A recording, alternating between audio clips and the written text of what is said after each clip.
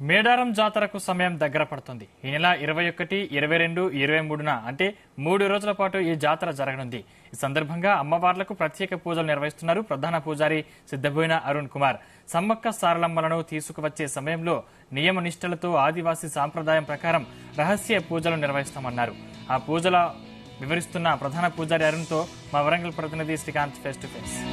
మేడారం మహా జాతరకు ఇంకొక 10 రోజులు మాత్రమే మిగిలిందని చెప్పొచ్చు. ఈ నేపథ్యంలో లక్షలాదిగా తరలివచ్చేటువంటి భక్తులు అమ్మవార్లను దర్శించుకున్నటువంటి పరిస్థితి కనిపిస్తుంది. ఈ నేపథ్యంలో కూడా 21 తారీఖు నుంచి 24 వరకు 4 రోజుల పాటు జాతర అయితే కొనసాగుతున్న నేపథ్యంలో కూడా ఎలాంటి పూజ కార్యక్రమాలు నిర్వహిస్తున్నారు, వాళ్ళు ఎలాంటి సాంప్రదాయాలు పాటిస్తారో తెలుసుకునే ప్రయత్నిద్దాం. మనతో పాటు సమ్మక్క పూజారి అయినటువంటి సిద్ధమైన అరుణ్ కుమార్ అడిగి తెలుసుకుందాం. ప్రధానంగా మీరు చెప్పండి, 4 రోజుల పాటు జరిగేటువంటి జాతరలో కూడా ఎలాంటి పూజ కార్యక్రమాలు నిర్వహిస్తారు అమ్మవార్లకు? మేడారం మహా జాతర 2024 ఫిబ్రవరి 21 నుంచి 24 వరకు నిర్వహించడం జరుగుతుంది. ఈ మహాజాతర ఏంటంటే 3 వారాల జాతర అండి. గుడిమెలిగే పండుగ, మండమెలిగే పండుగ, మహాజాతర తిరువారంతో ఈ పూజా కార్యక్రమాలు అనేవి ముగుస్తున్నాయి.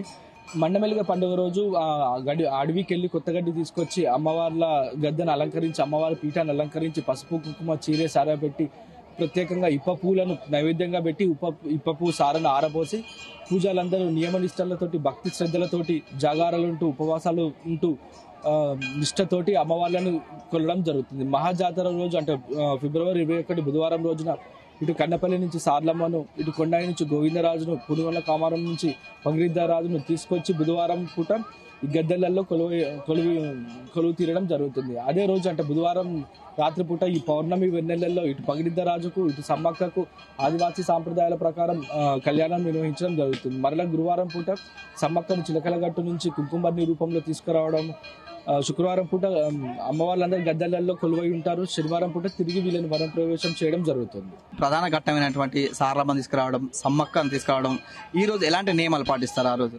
మహాజాతర ముందు నుంచే, వారం ముందు నుంచే అందరూ నియమ నిష్టలతోటి జాగారాలుంటూ, ఒక పొద్దులుంటూ అమ్మవారిని కొలవడం జరుగుతుంది. ఎందుకంటే ఇంత ఆది పరాశక్తిని వశపరుచుకోవాలంటే ఇంత నిష్టతో ఉండాలి కాబట్టి చాలా జాగ్రత్తగా పూజలు కూడా ఆదివాసీ సాంప్రదాయాల ప్రకారం మాత్రమే ఈ పూజా కార్యక్రమాన్ని నిర్వహించడం జరుగుతుంది. ముఖ్యంగా అంటే ఇక్కడ గద్దెలపై ప్రతిష్ఠించే సమయంలో ఎవరిని కూడా రానిరు, అంటే ఇక్కడ ఎలాంటి కార్యక్రమాలు చేస్తారు? అది చాలా గోప్యంగా ఉంటుందండి. అది ఎప్పుడు బయట వాళ్ళకి ఎవరికి చెప్పము. అది మా అంతర్గత పూజా కార్యక్రమాలు అంటే దాని ప్రకారమే చేస్తాము.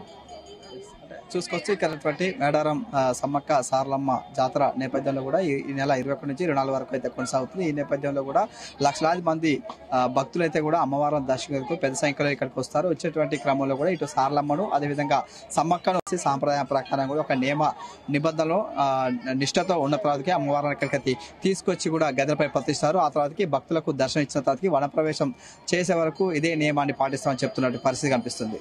కెమెరా వేణుతో శ్రీకాంత్, జీతం న్యూస్, మేడారం.